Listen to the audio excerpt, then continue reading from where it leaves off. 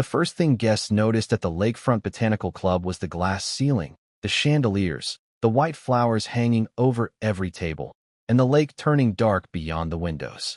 The first thing I noticed was that table 12 had the wrong seating cards. The bar was pouring the signature drink from last year's recipe, and the kitchen was 12 minutes behind on the second course. That was usually how it went for me. My name is Luke Mobley, and rich people don't call me when things are fine. They call me when a room worth $300,000 is smiling in front and falling apart in back. I don't own the event. I don't host it. I don't walk around shaking hands like I matter. I fix the room, save the night, and get out before anyone starts asking who I am. That charity dinner had all the usual signs. Soft piano near the fountain. Women in expensive dresses pretending they weren't cold. Men checking auction numbers like they were buying history, not centerpieces and vacations. Servers moving fast with calm faces and worried eyes. I stood near the service door with an earpiece in one ear and a clipboard I barely used. Bar 2 is still asking about the rosemary syrup. A server whispered as she passed me. Tell them citrus, not rosemary, I said. Rosemary was the spring gala. Tonight is blood orange and basil. And switch the garnish before Mary sees it. The server nodded like I had pulled her out of traffic. In the kitchen, Chef Armand was holding a towel in one hand and staring at 30 plates like they had personally betrayed him. The fish is resting too long, he said. Then stop waiting for table 7, I told him. Run tables 1 through 6 and 8 through 10. I'll hold 7 with the auction preview. He looked at me. You can move the preview? I already moved it. That was the job. Not magic. Just rhythm. A room had a pulse, same as a person. Most people only noticed when it skipped. By 8:30, the dinner looked smooth from the guest side. The courses landed. The auction host stopped sweating through his collar. The floral team fixed the collapsed arrangement near the donor wall by turning it into something asymmetrical, which was a fancy word for nobody important noticed. Then I found the back corridor. I had gone looking for a missing case of sparkling water and took the wrong turn past a row of staff lockers. A door at the end was cracked open to a small terrace. Cold air slipped through it. I heard a man's voice first. You always do this, Mary. I stopped before I meant to. Mary Westbrook stood outside under a narrow wall lamp, one hand on the stone rail, the other holding a white glove. I knew her by sight. Everybody in my line of work did. Mary Westbrook Events was the kind of company clients said out loud when they wanted people to know they could afford the best. She looked exactly like her reputation. Tall, polished, calm in a black dress that probably cost more than my first car. Silver blonde hair pinned clean. Diamonds at her ears. A face that didn't ask permission to enter a room. The man facing her had the relaxed posture of someone who had once been allowed too close. I'm not doing anything, she said. You're performing, he said. You always perform. Even now. Her chin lifted a little. Go back inside, Julian. He laughed softly, but there was nothing warm in it. That's the thing, he said. You're not hard to admire. You never were. You're impressive. You're beautiful. You can make a room obey you with one look. Mary didn't move. But choosing you, he said. Living with you? That's different. You're hard to choose, Mary. Too much command. Too much temperature. Too many expectations. Some of us wanted peace. I looked away because I knew I should leave. But his words stayed in the air. I knew that shape of it. Not his voice, not her life, but the way a person could dress up leaving his wisdom. My former wife once told me she needed a man with bigger plans. She said it kindly, which somehow made it worse. Like she was explaining weather. Mary's ex stepped back toward the terrace door. Anyway, he said, adjusting his cuff. The dinner is lovely. Of course it is. He passed me in the hall without really seeing me. Men like that rarely saw staff unless staff made a mistake. I waited until he was gone. Then I noticed the glove on the floor near the threshold. Mary had dropped it. I picked it up and stepped into the doorway. Ms. Westbrook. Her face changed before she turned. Whatever had happened outside vanished behind the public version of her. Yes. I held out the glove. You dropped this. She took it, but her eyes stayed on me. Were you standing there long? Long enough to know I should have walked away sooner. That's honest, at least. I try to save lying for seating charts. That almost got something from her. Not a smile. Not yet. But a small break in the ice. She looked past me toward the hall. You're the man they brought in tonight. I'm the man they call when nobody wants the guests to know there's a problem. There were problems? I glanced toward the ballroom. A round of applause rose from inside. Perfect timing. The auction preview had landed. Not anymore. She studied me like she was used to people either fearing her or trying to impress her, and she wasn't sure which box to put me in. You heard what he said, she said. I didn't answer fast. Then I said, a man can sound certain and still be wrong. Her fingers tightened around the glove. That sounded practiced, she said. No, just familiar. The terrace was cold. Her shoulders were straight, but her breathing had gone shallow. I had seen that look on brides, CEOs, chefs, donors. People who could not afford to have a human moment in public. There's a staff pantry behind the linen room, I said. No cameras. No guests. 2 minutes. I don't hide in pantries. I didn't say hide. I said breathe. For a second, I thought she would cut me down just for offering. Instead, she walked past me. I led her through the narrow corridor and opened the pantry door. It smelled like coffee filters, lemon cleaner, and cardboard boxes. Not elegant. Not worthy of Mary Westbrook. That was probably why it helped. She stood between shelves of folded napkins and spare candles, staring at nothing. I didn't tell her she was fine. People only say that when they want the moment over. After a while, she said, you don't seem impressed by much. I'm impressed by people who keep moving when the room needs them. She looked at me then. That was dangerously close to a compliment. It was just an observation. Her mouth softened, barely. And what did you observe tonight, Mr. Mobley? Luke Mobley. What did you observe, Luke Mobley? I opened the pantry door a crack and checked the hall. Clear. I observed that you can take a hit without letting it spill onto anyone else. Something shifted in her face. Not weakness. Not gratitude. More like she had been seen from an angle she hadn't approved first. Then the applause from the ballroom rose again. She put the glove back on, smoothed her expression, and became Mary Westbrook in one clean motion. 2 minutes, she said. You were exact. I usually am. We walked back toward the light and music. Before she stepped into the ballroom, she paused. I watched you earlier, she said. You moved my event around without making anyone feel moved. That's the nicest thing anyone said to me all night. I may need that skill soon. I reached into my jacket and gave her my card. She didn't take it flirtatiously. She took it like a woman accepting a tool she wasn't sure she wanted to need. Then she looked at my name one more time. Good night, Luke Mobley. Good night, Ms. Westbrook.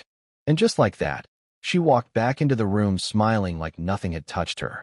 But I had seen the 2 minutes in the pantry, and I had a feeling she knew it. Mary called me 2 days later at 6:18 in the morning. I remember the time because I was standing barefoot in my kitchen, waiting for bad coffee to finish dripping, and I almost let it go to voicemail. People who called before 7 either had a real problem or wanted to create one. Luke Mobley, I said. There was a pause, just long enough for me to hear traffic behind her. It's Mary Westbrook. I figured you'd have assistants for this hour. I do. I chose not to use them. That woke me up more than the coffee. She got straight to it. No small talk, no fake warmth. I have a private tasting weekend starting tomorrow evening. Investors, longtime clients, 2 critics, and a few potential partners. It was meant to be controlled. Now it feels stiff, late, and fragile. I need someone who can see what's happening without needing a tour. Is the kitchen behind? No. Service confused? No. Vendor issues? No. I looked at the coffee pot. Then why are you calling me? Another pause. Because everything is working, she said. And I don't trust it. By 10 that morning, I was at her main production kitchen in River West, a converted brick warehouse with black steel windows and a brass sign, so simple it probably cost a fortune. Inside, everything looked expensive, clean, and very quiet. Too quiet. A busy kitchen should have noise. Not chaos, but life. Pans moving. People calling out. Someone laughing at the wrong time. Someone arguing over salt. Here, the staff moved like they were in a museum after closing. Mary met me near the tasting table in a cream suit, hair pinned back, tablet in hand. Thank you for coming. You sounded like a woman trying not to sound worried. Her eyes narrowed. And you sound like a man who enjoys being slightly rude. Only when it saves time. She almost smiled, then turned. Walk with me. The weekend was built around 3 events. A preview tasting for select clients. A critic and investor dinner. Then a final supper on Sunday, meant to prove Mary Westbrook events still deserved a larger future. Or, as Mary explained while we moved through prep stations, to avoid being swallowed by Graymont Hospitality, a luxury group that wanted her brand, her client list, and her name on the door. But not your hands on the wheel, I said. They call it a transition into creative legacy. That sounds like being moved into a pretty room with no keys. She looked at me, sharp. Exactly. I expected broken timing, weak prep lists, missing staff, maybe a chef ready to walk out. Instead, I found a perfect machine. Every tray labeled, every sauce tested, every server drilled, every menu card aligned. No one looked confused. No one looked relaxed either.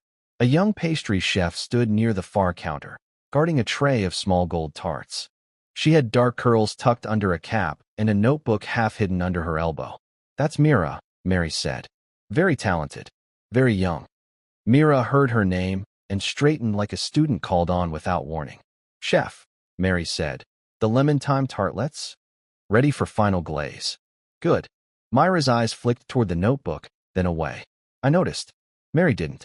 At noon, they ran the first internal tasting. 8 courses in miniature. Every plate looked like it belonged in a magazine.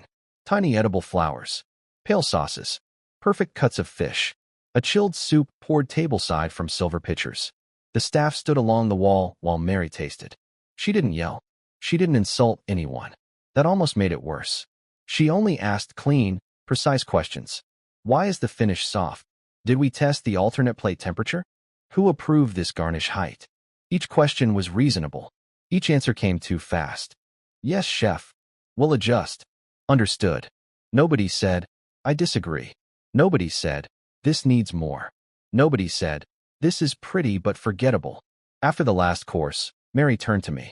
Well, you want the polite version? No. The food isn't bad. Her face went still. That sounded like an insult wearing gloves. It is. The room got even quieter.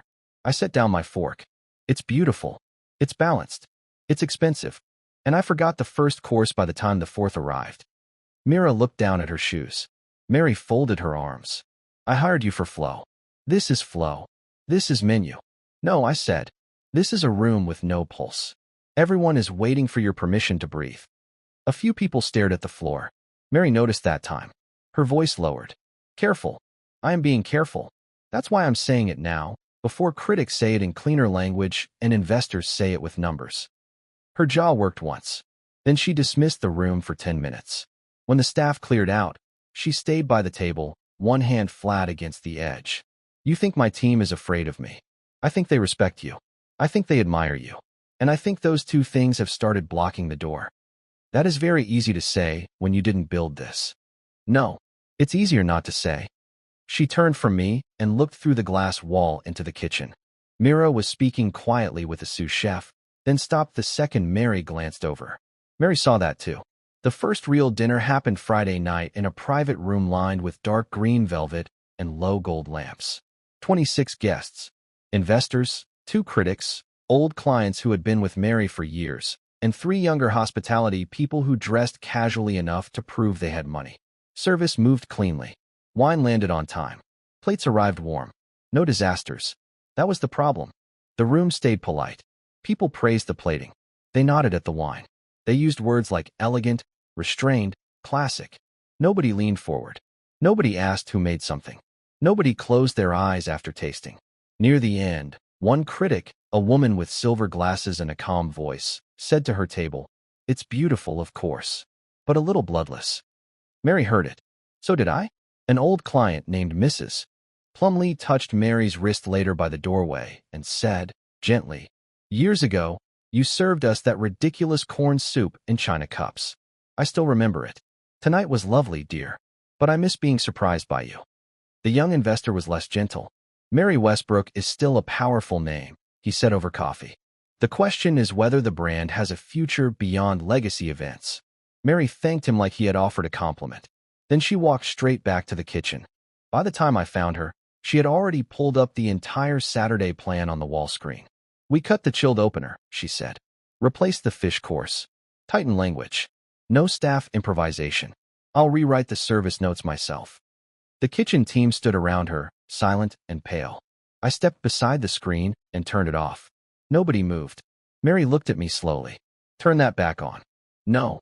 Luke, if you crush them tonight, Sunday becomes a luxury funeral. Her eyes flashed. Do not manage me in front of my staff. Then don't make me watch you bury the only people who can help you. For a second, I thought she might tell me to leave. Honestly, I was ready for it. Instead, she looked around the kitchen. At Armand. At Mira. At the service director, Barbara, who had her hands clasped so tightly her knuckles had gone white. Mary breathed in once. What would you have me do? She asked. I didn't answer, because it couldn't come from me. The room waited. Mary looked at her team, and for the first time since I'd arrived, she seemed less like a queen holding court and more like a woman standing in the company she had built, realizing nobody in it knew how to tell her the truth. Her voice was quieter when she spoke. What would you serve, she asked, if you weren't afraid of me? Nobody, answered Mary at first. That was the strangest part. She had asked the question. She had opened the door. Still, her team stood there like the old rules were waiting behind her with a clipboard. Then Mira lifted her hand halfway, hated herself for doing it, and dropped it again. Mary saw it. Mira, she said. Say it. Mira looked at Armand first, then at me, then finally at Mary. I have a dessert, she said. Not for this menu. Just something I've been working on.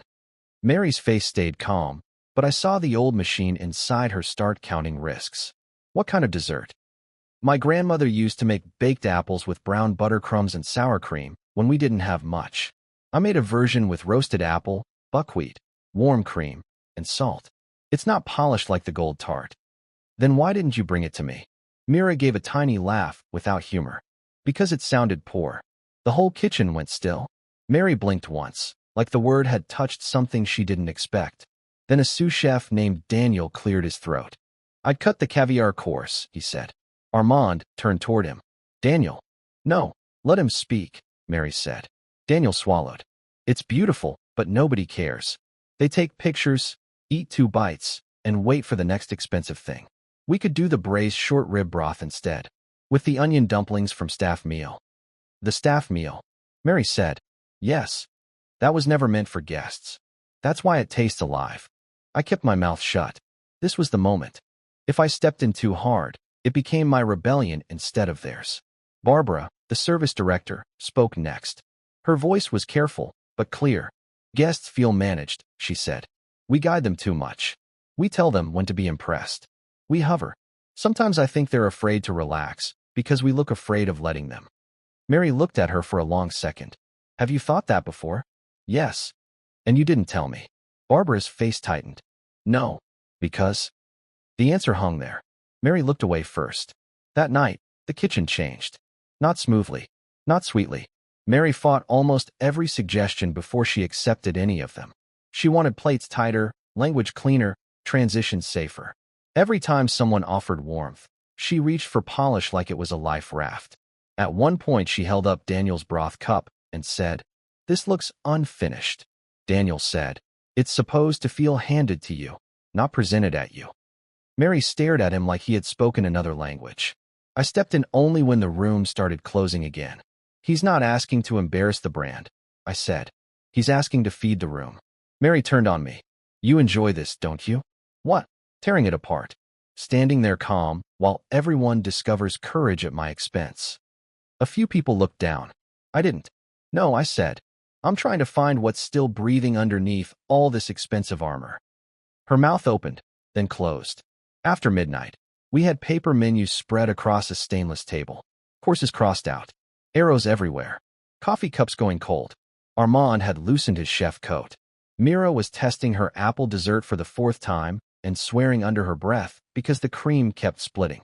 Mary finally took off her heels and stood barefoot on the kitchen mat like she had forgotten anyone could see. At 1:12, Mira brought over 2 spoons. Try it now, she said. Mary tasted first. Her face did not change right away. Then she took another bite. Mira looked ready to stop breathing. It needs more salt, Mary said. Myra's shoulders fell. Mary handed the spoon back. And then it's staying. Myra's eyes filled, but she turned away fast and pretended to check the oven. That was when I knew Sunday had a chance. Around 2, the staff drifted out in small groups. Armand left muttering about my taste and table pacing. Barbara kissed the air beside Mary's cheek and told her she'd be back by 7. Mira stayed last, packing the dessert into labeled containers like someone guarding a small secret. Then it was just Mary and me in the kitchen with 2 sandwiches Daniel had made from leftover bread, roast chicken, and some kind of herb sauce that tasted better than half the investor menu. Mary sat on an overturned crate. "This is absurd," she said, taking a bite. "I own a company built on rare ingredients, and this is the best thing I've eaten all weekend. Food gets better when nobody is trying to prove they deserve a building." She laughed then, a real one, tired, surprised, almost annoyed that it came out. For a minute we just ate. Then she said, "Julian used to say I made every room into work." I didn't say anything. He liked the shine at first. The parties, the names, the way people looked at us when we walked in together. Then one day he decided all the same things made me impossible. "That's convenient." "Yes," she said quietly, but not completely false. She looked across the empty kitchen. "I don't know how to be respected and held at the same time." I think I stopped asking. I set my sandwich down. "My former wife left me for a man with a bigger future," I said. Her words. Not exactly, but close enough. After that, I got good at being useful. Useful men get invited back. They don't always get chosen. Mary looked at me, and the room felt smaller. "You hide behind competence," she said. "So do you." That should have ended the moment. Instead, it opened it. She stood, crossed the space between us, and kissed me. It wasn't soft at first. It was tired and sharp and too honest for 2 people who still had a room to rebuild. Then it slowed. Her hand touched my jaw, and I forgot the kitchen, the menus, the investors, all of it. When we pulled apart, she kept her hand there for half a second longer. Then she stepped back. "I won't make you the man who rescues me from myself," she said. Write in the comments. Would you keep building something with Mary after that kiss? Or would you step back because helping someone rebuild their life can turn into becoming their crutch? Good. Her eyes searched mine. "And I won't become your shadow operator," I said. "The guy you call only when the ceiling shakes." "No," she said. "That would be too easy." The next morning, Graymont's people arrived with cleaner shoes and colder smiles than anyone in the kitchen. They sat with Mary in the small conference room while I waited outside with bad coffee and a view through the glass wall. I couldn't hear every word, but I heard enough. They wanted her name, her client list, her archive, her face in the first announcement. They offered her an honorary creative role, a stage transition, and language about legacy. When she came out, she looked pale under the makeup. "They're not wrong," she said before I asked. "That's the worst part." "No, they're not." She looked at me sharply. "The old company is tired," I said. "Your staff is afraid. The brand got colder than its own reputation." "That was supposed to be where you tell me they're fools. I'm not useful that way." She turned toward the kitchen. Mira was laughing with Daniel over a burn test batch. Armand was pretending not to listen while listening to every word. Barbara was moving chairs into a long table pattern instead of the formal rounds. Mary watched them. "I almost accepted," she said. "I know. Say something." I stood beside her, close but not touching. "Maybe they're right about the old version," I said. "That doesn't mean they own the next one." Her eyes stayed on her team. For the first time since I'd met her, Mary didn't look like she was trying to save the empire. She looked like she was deciding what deserved to live. Then she walked into the kitchen, picked up a marker, and crossed out the title at the top of Sunday's printed plan. "Final Investor Dinner."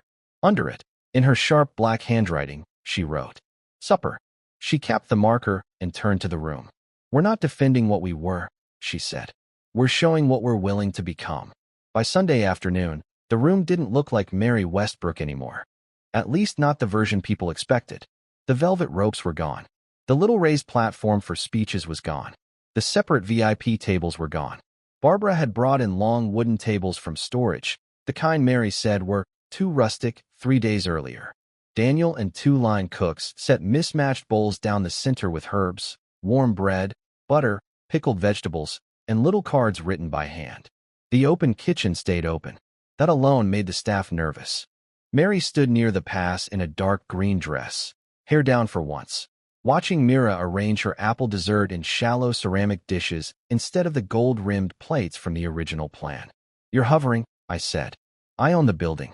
I'm allowed to stand inside it." "You're standing inside Myra's lungs." Mary looked over at the pastry station. Mira was pretending not to notice us, but her shoulders were up around her ears. Mary stepped back. "That better?" "For her, yes. For me?" Not everything tonight is for you. She gave me a look, but there was no real bite in it. She was tired. We all were. The kitchen smelled like broth, roasted onions, warm apples, and bread. It smelled less like a luxury event and more like people had been working hard to feed someone. Guests arrived at 6. Some of the old clients looked confused right away.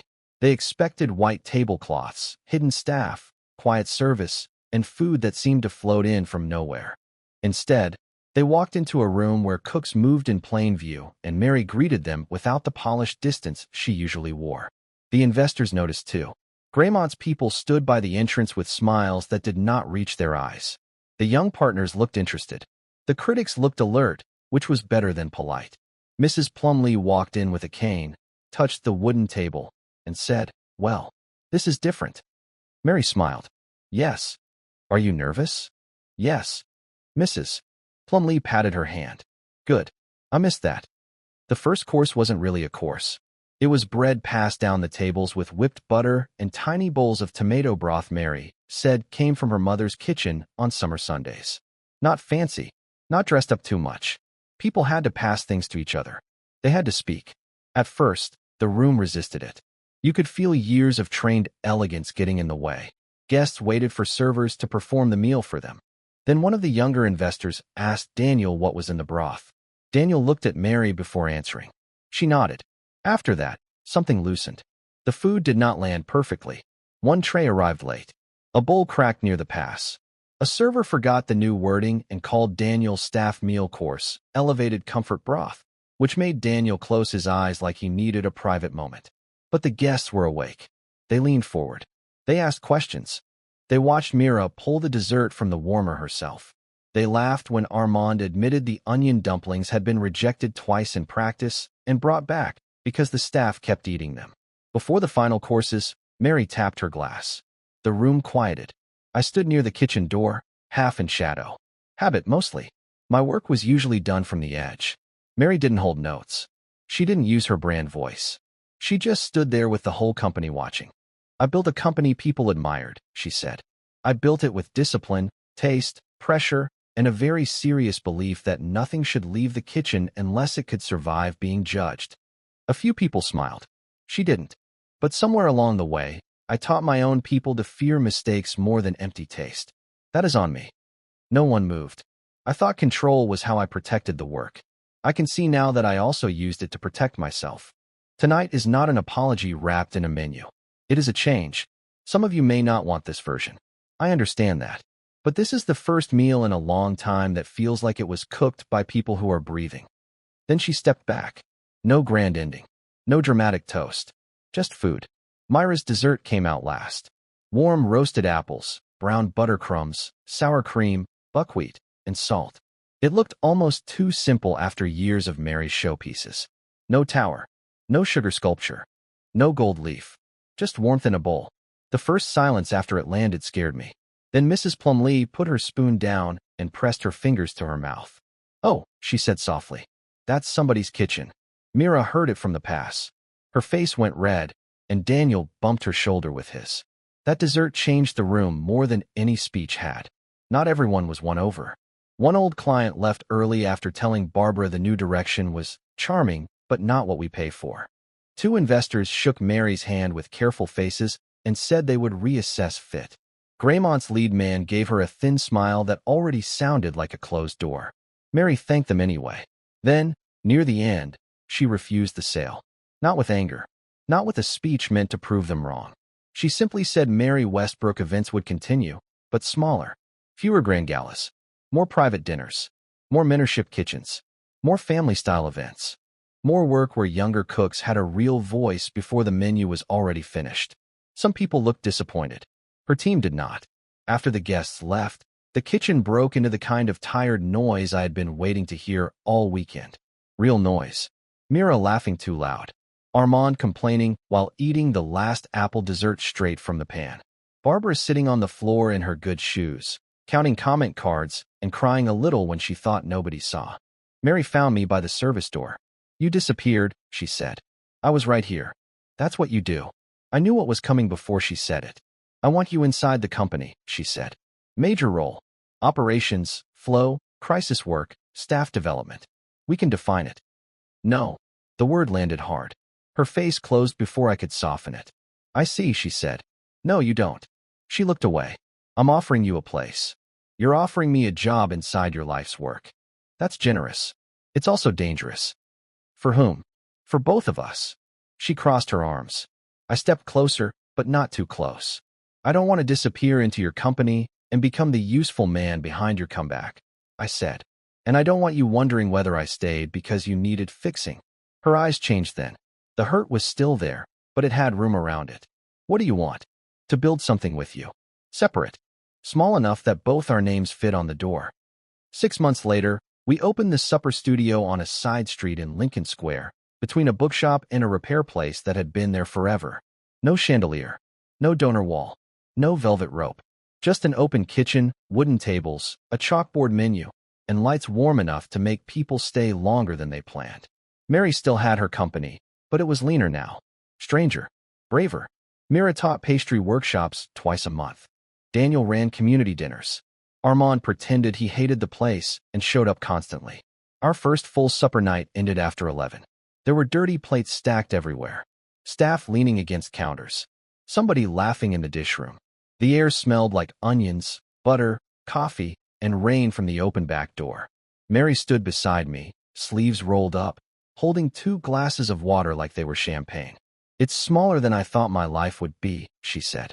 I looked at the tables. At Mira arguing with a guest about apples. At Daniel packing leftovers for the bookstore owner next door. At Mary, tired and real and not performing for anyone. It feels bigger from here, I said. She leaned into my shoulder. No cameras. No investors. No ex-husband at the edge of the room deciding what she was worth. No empire asking to be protected after it had already gone cold. Just a place that belonged to both of us. Mary handed me 1 glass, then reached for the light switch. Ready? She asked. I looked around once more. Yeah, I said. Let's close it. We turned off the kitchen lights together. Not queen and fixer. Not rescuer and rescued. Just 2 people who had finally let the dead version end, so the real one could begin.